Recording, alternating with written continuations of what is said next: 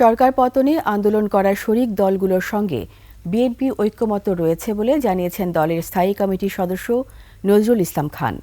2025 সালের মধ্যে নির্বাচন সহ 7 বিষয়ে খেলাফত মজলিসের সাথে একমত হয়েছে দলটি। গুলশানে বিএনপি চেয়ারপারসনের কার্যালয়ে দুই দলের বৈঠকের পর একথা জানানো হয় সাংবাদিকদের। বিস্তারিত মাহিলা ইসলামের রিপোর্টে।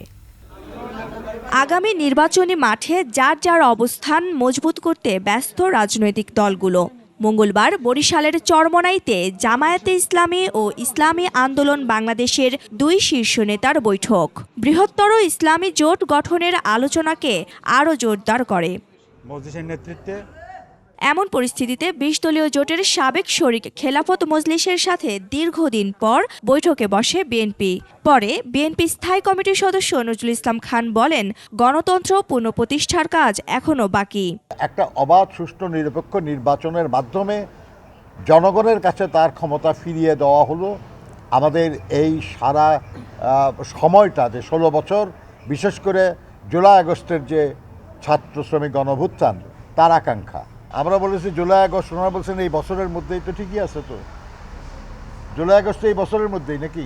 খেলাফত মজলিসের মহাসচিব বলেন, দ্রুত সময়ে নির্বাচন অনুষ্ঠানে বিএনপির সাথে একমত তারা। জাতীয় ঐক্য সুসংহত করার জন্য আন্তঃদলীয় সংলাপকে অব্যাহত রাখা, মানে বিভিন্ন দলগুলোর মধ্যে